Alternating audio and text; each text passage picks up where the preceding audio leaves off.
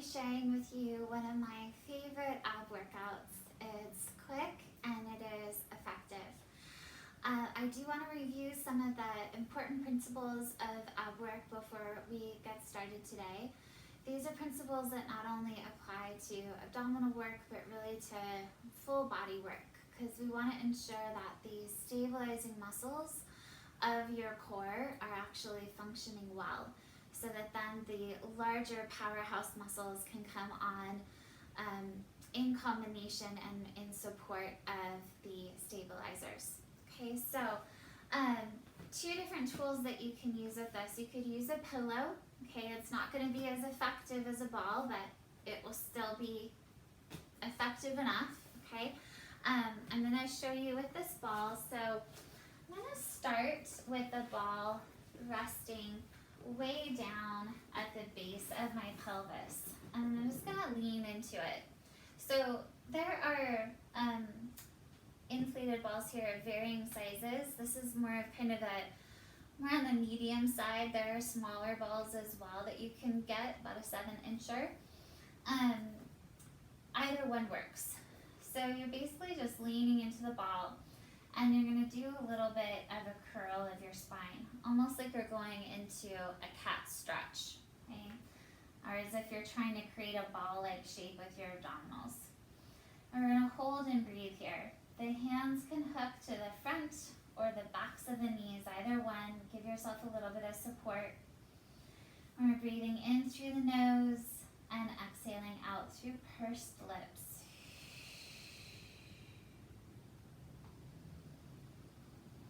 And each time you exhale out, you're trying to create compression in the low abs, almost like your pants are getting a little bit tighter as you exhale.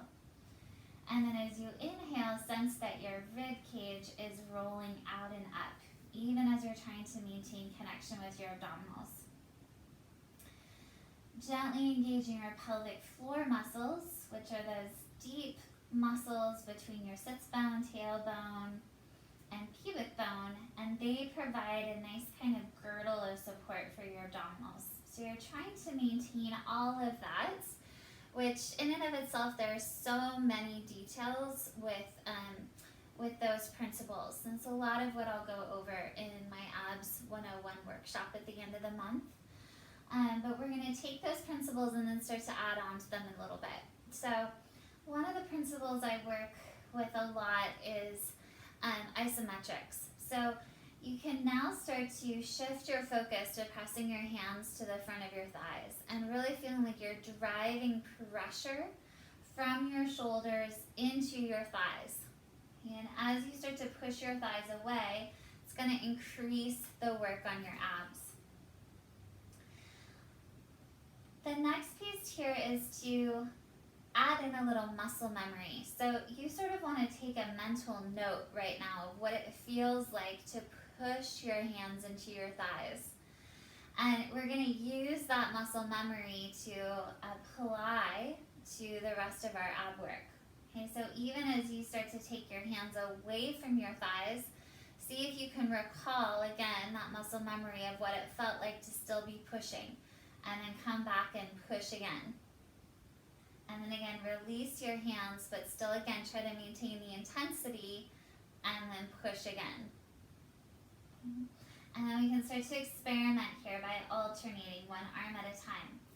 Now remember, your pelvic floor muscles, your abs, and your breath are still working in coordination with each other. If you can take a deep exhale through pursed lips,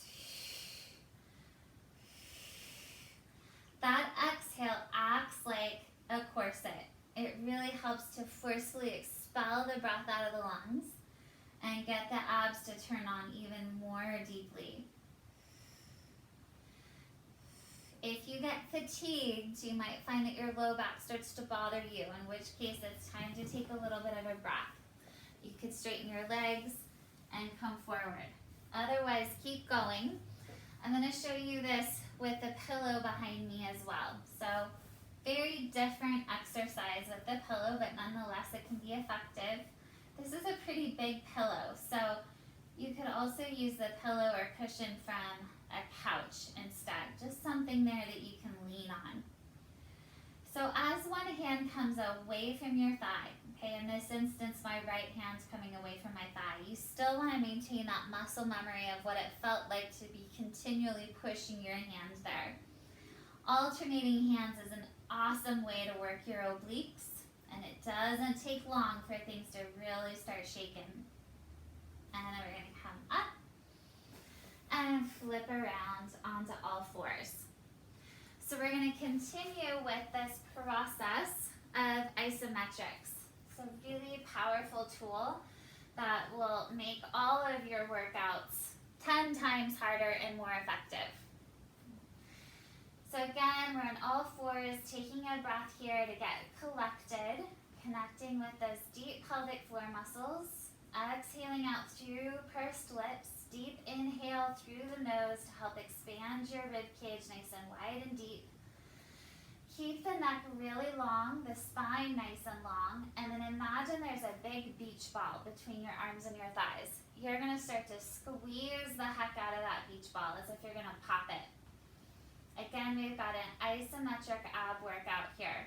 Ideally, you're not rounding your back when you do that. You're just keeping your back nice and straight as you try to pop that beach ball. Breathing deeply, engaging the pelvic floor at about a 30% level. We're not looking for an intense engagement of the pelvic floor. That'll end up making your back hurt. Just a subtle background of the pelvic floor, and then that way those big powerhouse muscles can come in on top of that stabilizing pelvic floor and create a multi-dimensional ab workout. You can make this a great deal more intense by turning the toes underneath, floating the knees up off the floor, continuing to try to pop that beach ball. You could start to move the legs a little bit, taking one leg at a time out. Going slow, we don't want to have any rocking through the pelvis or rocking in the back. It's keeping everything nice and stable.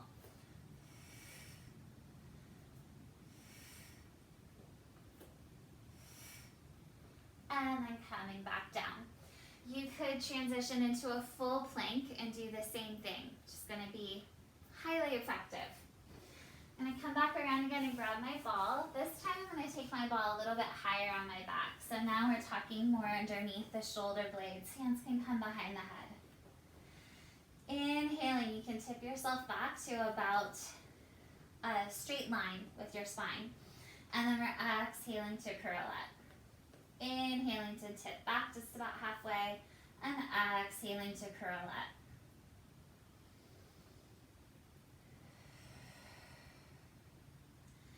Again, taking this opportunity to work with the connection from the pelvic floor. Use your breath. When you inhale through your nose, try not to inflate your belly at the same time. Think more like you're breathing into the sides of your ribs.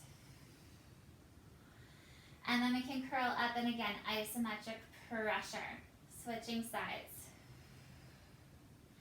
Even when you go back, you're still thinking like you're pushing yourself back.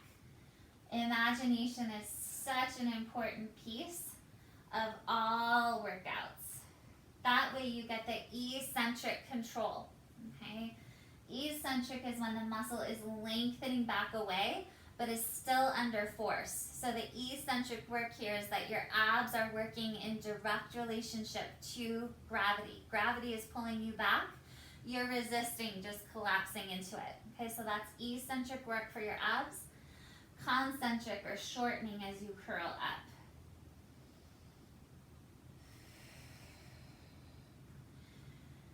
You could then start to lift a leg, coming up tabletop. Take really good care of your neck. One of the things that I'll be talking about a lot in my workshop is how much we compensate with other muscles when we're trying to just engage our abs. So the neck, the hip flexors, and the low back are oftentimes the muscles that take over for the abs working. So if you don't really feel your abs working at this point, but say you feel your neck or your hip flexors, that's a good sign to you that you have a little bit of muscle confusion going on here and you're not getting the appropriate response from your abs. And then we're going to come all the way around again, hands to the backs of the thighs, bring yourself up. Going to come down now onto our backs. And we'll do a couple of pelvic rocks between neutral and imprint. There's a big difference between these two positions. Imprint, you're really getting a nice deep scoop in the low belly to help get the low obliques on, and that creates some support for the low back. Neutral is actually a little bit more of an advanced position. However, a lot of people just aren't strong enough to be able to sustain that position and not go into their low back.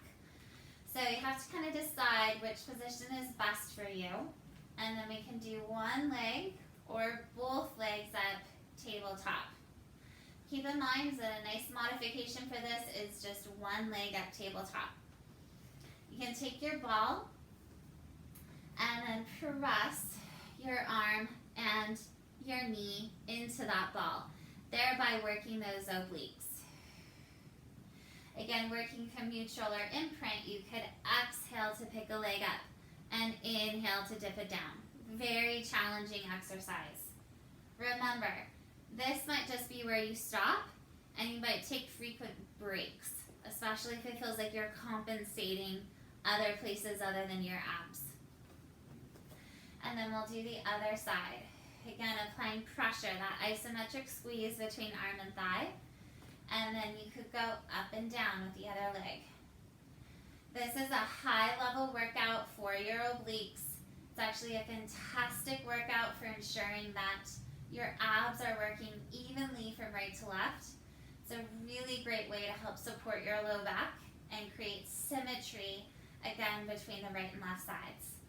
And then we'll return back down again.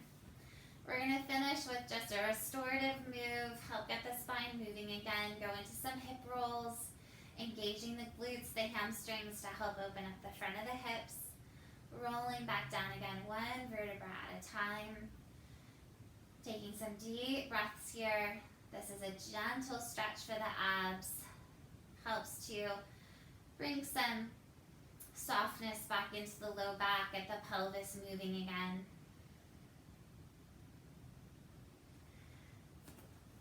And then you're all set. That'll keep you busy for a little while at least. So my Abs 101 workshop is the last Tuesday of June 2020. I'd love to see you there. We're going to be going into all of the principles of ab work that make just such a huge difference. In my opinion, you could spend 2 minutes doing ab workout in a day and have a much more effective workout than if you spent a half hour at it doing all the wrong things. So I hope to see you there. Have a great day.